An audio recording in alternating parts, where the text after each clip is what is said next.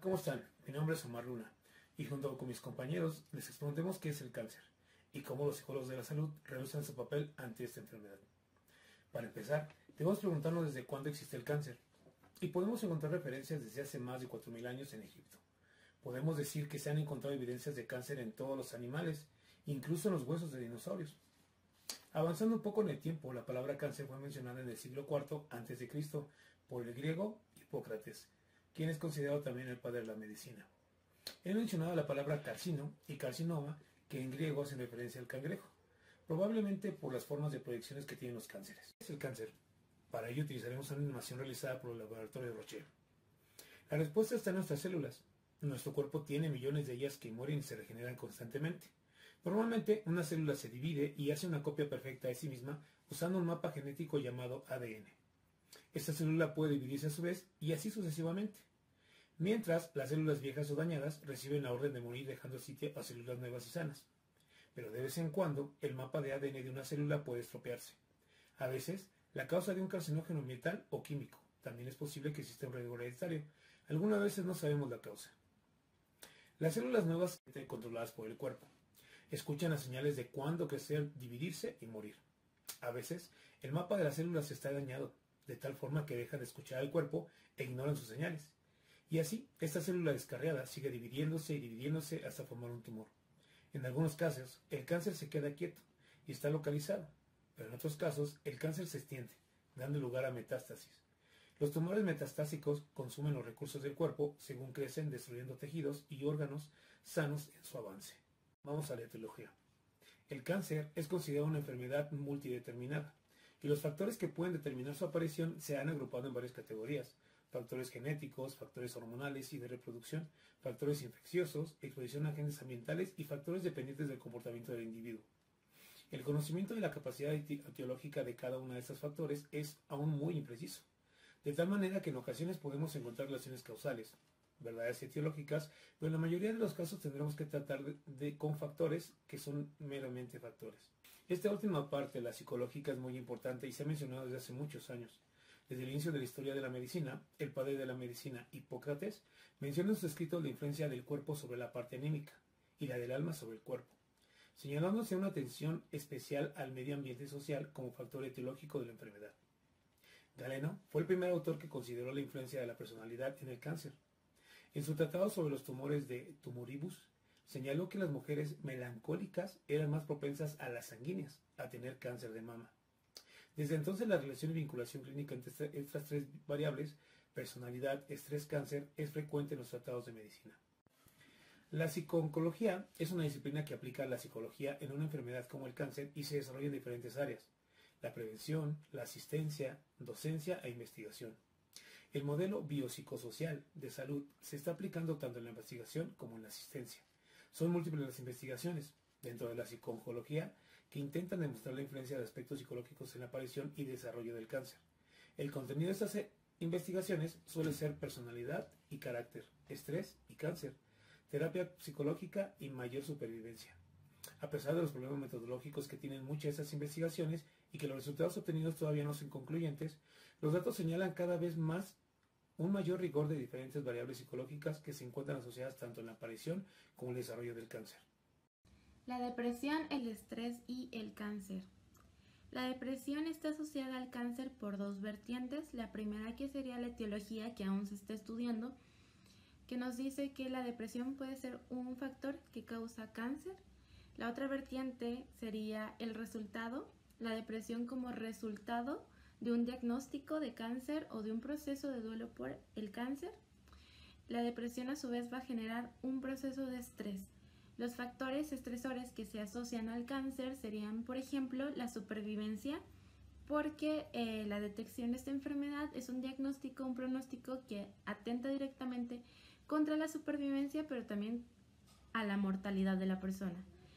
La mutilación que pueden enfrentar las personas padecientes de esta enfermedad al cursar, por ejemplo, con una operación.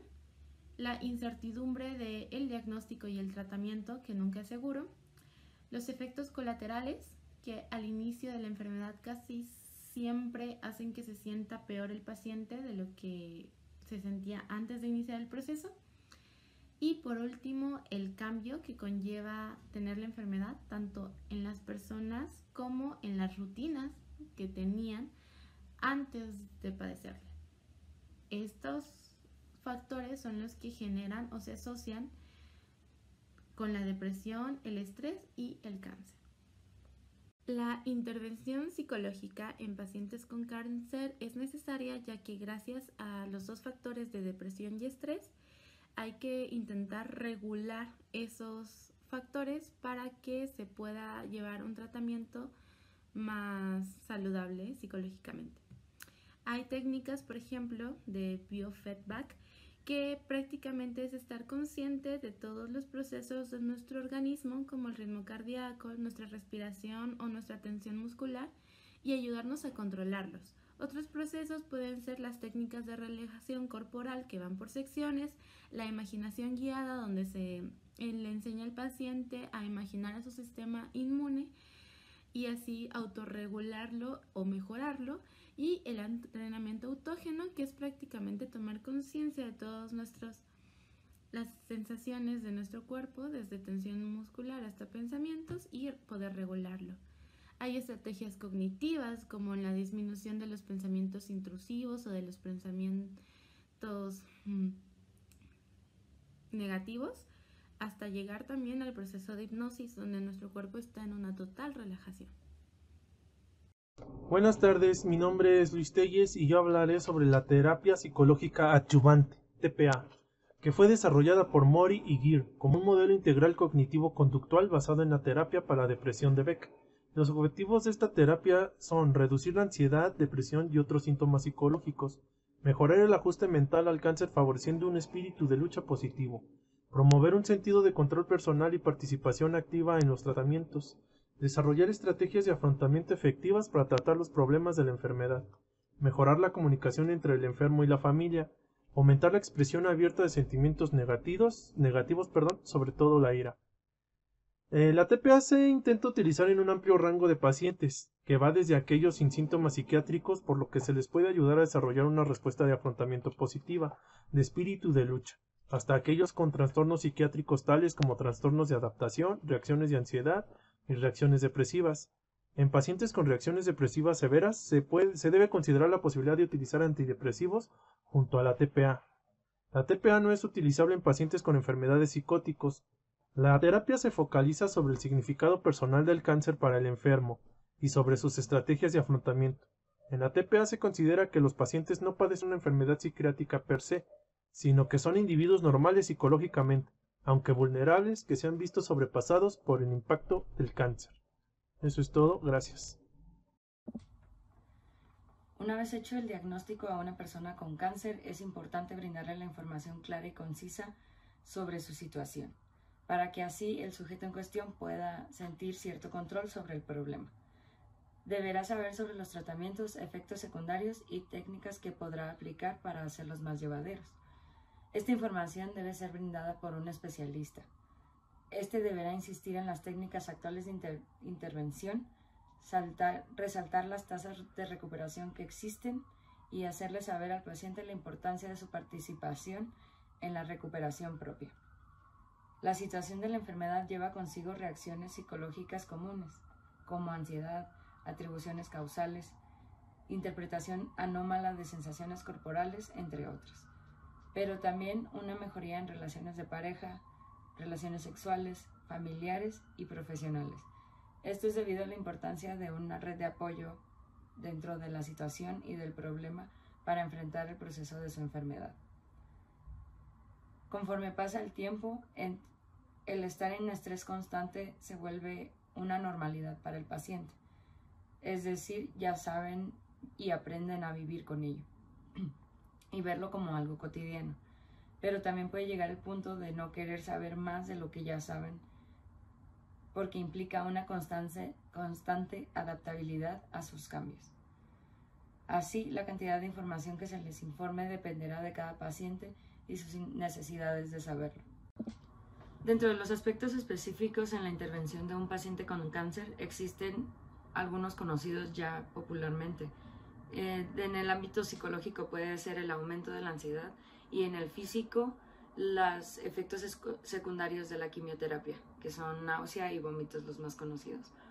Existen también actualmente técnicas de intervención, algunas ya mencionadas por mi compañera Viri, como la relajación muscular, la hipnosis, la desensibilización sistemática, biofeedback y técnicas de control atencional. Aunque en la actualidad todavía se sabe que el cáncer funciona diferente de un paciente a otro y lleva diferentes síntomas o sensaciones en cada uno, algo que se ha demostrado a través de los años es que la participación y el sentimiento emocional y psicológico del paciente va a ayudar mucho o a afectar mucho en su recuperación y en su situación. Dentro de la salud y sobre todo hablando en específico de la enfermedad del cáncer, sabemos de situaciones y de experiencias donde a alguien le dan poco tiempo de vida y puede prolongarla bastante debido a su actitud, debido a que tiene una red de apoyo, debido a la importancia de cuidar su salud mental durante este proceso. Físicamente hay síntomas que son imposibles de evitar, pero el estado psicológico y anímico es lo que ayuda bastante a la recuperación y al proceso de la enfermedad de un paciente con cáncer.